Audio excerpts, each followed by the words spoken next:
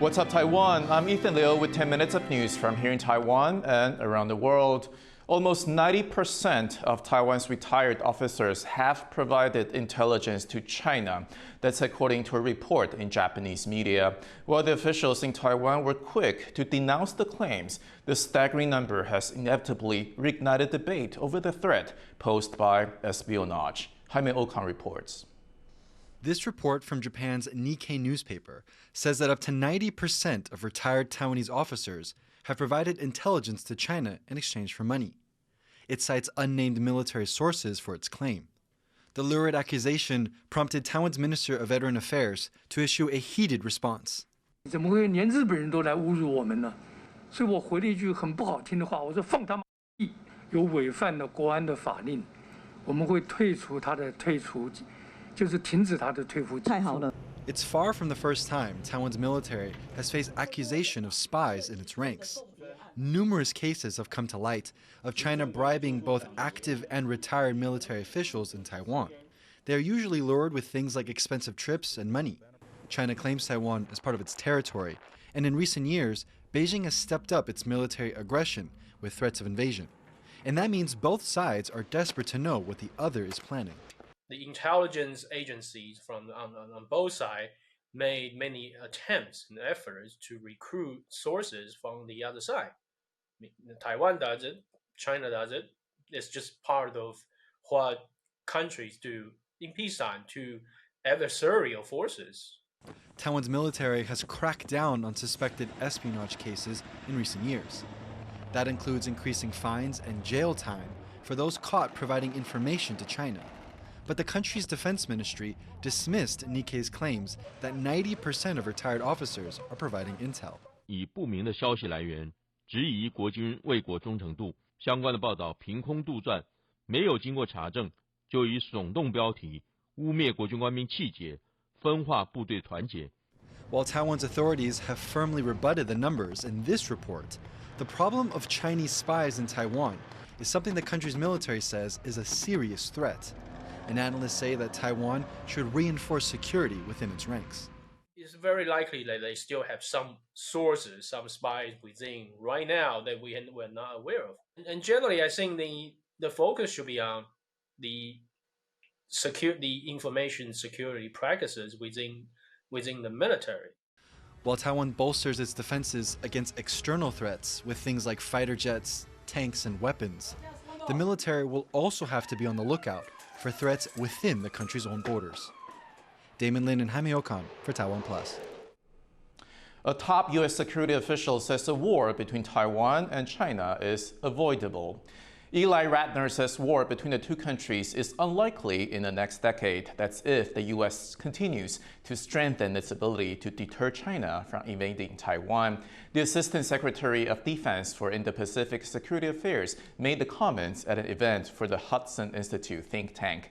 The Pentagon official added that the high cost of invading Taiwan will make Beijing think twice.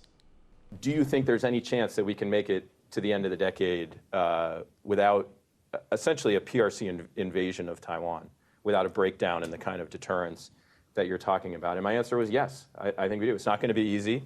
The challenge is enormous. The capabilities are growing. The ambition is there. We know that. But what we're doing is reinforcing that deterrence, ensuring that the costs of aggression remain unacceptably high to Beijing. And I think we have a pathway to do that. Taiwan's Constitutional Court says sharing personal medical data with researchers is partly unconstitutional. It's giving lawmakers 3 years to change laws to better protect privacy. But now one NGO says people should be allowed to opt out of having their data shared even before that deadline arrives. John Van Trist has this report. Since its launch in 1995, Taiwan's public health insurance system has come to cover almost 100% of the country's residents. This gives the system medical records for the whole population. But the data doesn't just stay within the system, and that has privacy advocates concerned. For around 20 years, personal data has been shared with researchers. The insurance agency says it vets requests for records to make sure they're in the public interest. It also says the data is anonymous. Taiwan's health ministry credits this practice with preventing diseases and helping create effective policies. including those that prevented a local outbreak of COVID-19 early in the pandemic. And it says allowing people to opt out of this sharing would skew data, hurting work to keep Taiwan healthy.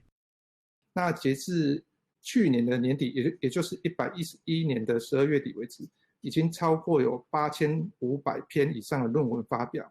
如果一旦停止提供外界做利用的话，那我们会担心说，有些像一些疾病研究的时候，或者是我们在医疗服务品质的提升，都会受到一定的影响。那对于整个国民健康的促进，还有整个医疗费用支出的减少方面，都会带来相当程度的影响。But human rights NGOs have spent a decade trying to limit outside access to medical records. They say that with the help of other government data, anyone can piece together whose records they are looking at. Last year, the Constitutional Court gave lawmakers 3 years to amend the law governing the insurance system. Otherwise, people will be able to request their information not be shared. But 11 people have applied to have their data kept private now, including this woman.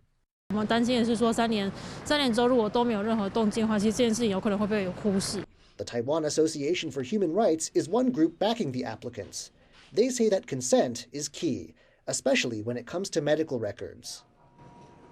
但我们同时也知道说有很多有公利的研究，它是需要运用这些资料，所以呢，我们并没有要求说这个资料库不能再从事目的外利用，只是说如果有当事人他对这些资料有疑虑，以及在修法过程可以涵纳更多不同的团体的立场，修法之前可不可以有更完整的保障？ The insurance agency says it's asked a panel of scholars for its views. An initial report is expected in June, with public hearings to follow. As the Constitutional Court's deadline approaches, it's still unclear how the government will go about balancing beneficial research with the right to privacy. Alex Chen and John Van Trieste for TaiwanPlus. White strawberries are notoriously hard to grow as they require a lot of space, but one school in Taiwan has managed to successfully cultivate them with the help of artificial intelligence. Eric Gao reports. White strawberries like these are usually from Japan. Farmers there spent decades developing the fruit. But these white strawberries are being grown a bit closer to home, in a special greenhouse in Taipei's National Yangming Jiaotong University. Here, researchers have figured out how to optimize conditions for growing this type of fruit with the help of artificial intelligence. The computer system controls everything, from the water, to the lights, to the temperature. These highly regulated conditions keep insects and fungi that would damage the strawberries under control. 那我们控制温度呢，去降低湿度跟温度，那孢子就不会萌发，虫卵就不会发生起来。This natural pest control means that the school's strawberries are completely organic. 都不使用农药其实是相当困难的，像我们有一些茼蒿啊，这些用自然农法的时候，它的耗损率会达到至少7成以上，收成大概只有3成。但是呢，用我们这样的方式的时候，我们其实提升它的2到3成，其实我们还是会有耗损，但是我们耗损率可以降低到2成左右。The school's biggest annual yield so far was 100,000 strawberries, but reaching this stage involved a lot of work. It took them 6 years to reach this level of success. 早上你会看到草莓还长得好好的，可是之后呢，你就看到说它得到病的时候，它就马上全部都死亡一片，至少8成以上全部都死亡。In Taiwan, the normal strawberry season is in winter, but thanks to the AI controls, the school is now trying to grow them during the off-season as well. 我们尝试着让草莓能够越过夏天，也就是栽种的过程当中不停止，直接在7、8月的时候，我们还可以栽种草莓。也就是这也是证明说我们在 AI 数据底下，利用环境的控制，然后让草莓达到一个舒适的环境，然后可以持续的栽种这样。With the university's new AI-assisted farming techniques, people in Taiwan may soon be able to enjoy these sweet treats all year round, and without having to order them in from Japan. Kama Shi and Eric Gao for TaiwanPlus. Thank you for watching What's Up Taiwan. Finally, we leave you with images of the opera Turandot reimagined with a modern light show. I'm Ethan Liu, and I'll see you next time.